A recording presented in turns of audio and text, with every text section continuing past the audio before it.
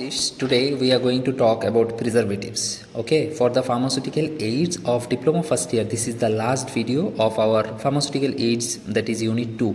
Okay, तो preservatives के बारे में समझते हैं. चलिए शुरू करते हैं. preservatives क्या होता है?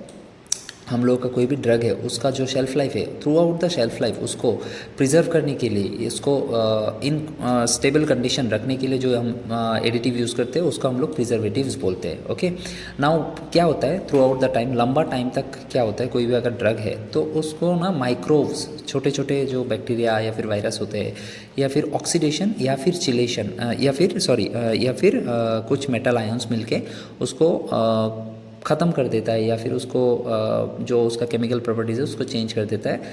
तो उन सब से उसको बचाने के लिए हम लोग कुछ एक प्रोडक्ट यूज़ करते हैं जिसको हम लोग प्रिजर्वेटिव्स बोलते हैं. राइट, चलिए शुरू करते हैं. प्रिजर्वेटिव्स डेफिनेशन में prevent decomposition of ingredients, right, drug and excipients by microbial growth और केमिकल चेंजेस.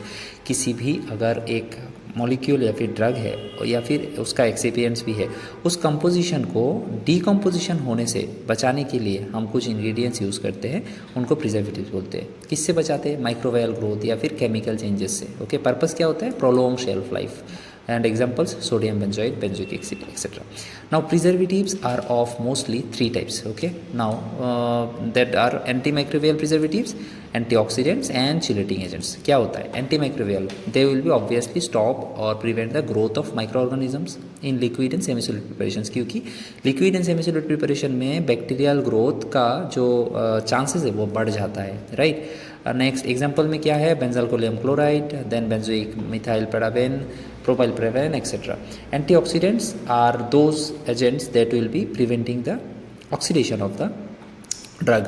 कोई भी एक ड्रग है, इसका अगर ऑक्सीडेशन हो गया तो ये ख़त्म हो जाएगा, है ना, कम हो जाएगा, अमाउंट में कम हो जाएगा, केमिकल प्रॉपर्टीज़ का चेंज हो जाएगा. तो ये ऑक्सीडेशन को रोकने के लिए हम लोग एंटीऑक्सीडेंट्स यूज़ करते हैं, जैसे कि एसिड, BHA, BTT, एक्सेट्रा.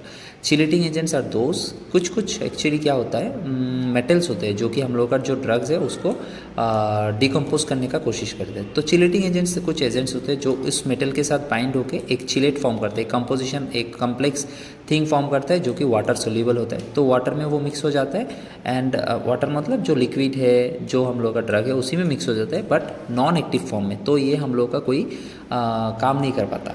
तो हम लोग का ड्रग जो है जैसा कंडीशन है उसी में रह जाता है, इसीलिए हम लोग इसको यूज़ करते हैं. Next let's talk about the types of preservatives. Okay, किसका से टाइप्स है? जैसे कि अभी बोला, antimicrobial, antioxidants and chelating agents. यहाँ पर एग्जाम्पल्स दिखाया गया है.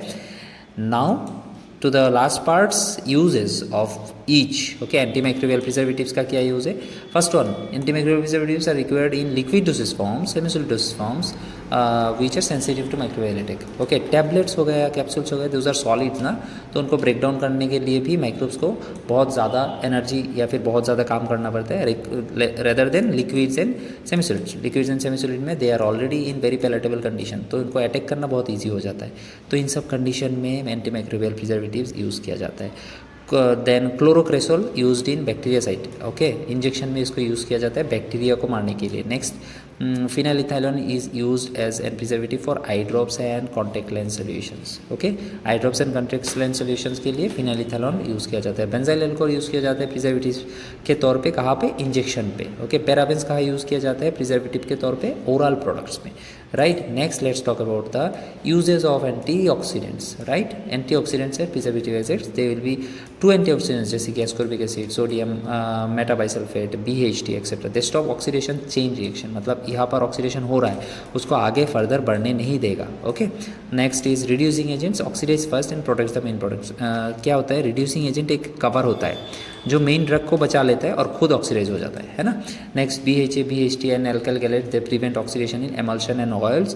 Then like that ascorbic acid is used in aqueous parenteral solutions products. Okay, next, use of chelating agents. Chelate क्या करता है? चिलेट बनाता है, एक सॉल्यूबल फॉर्म बनाता है जो कि मेटल आयंस को इनएक्टिव कर देता है. राइट, जैसे कि citric acid and EDTA are used in parenteral products to bind metal ions. Right. Next, EDTA prevents metal catalyzed oxidation in protein and peptide formulations. Disodium EDTA acts as a water softener. Okay, by binding calcium and magnesium. कहाँ पर देखा जाता है कि किसी किसी जगह पर जो हार्ड वाटर आता है उसमें हम लोग अगर डाइसोडियम EDTA यूज़ करते हैं तो वाटर सॉफ्ट हो जाता है.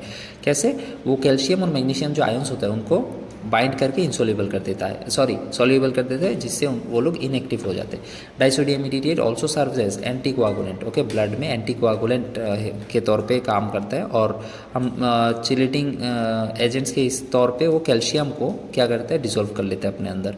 Next is chelating agents plus antioxidant show A synergistic effect enhancing antioxidant activity, okay. Antioxidant activity बढ़ाने के लिए हम लोग चिलेटिंग एजेंट्स और एंटीऑक्सीडेंट को एक साथ यूज़ कर सकते हैं, ओके।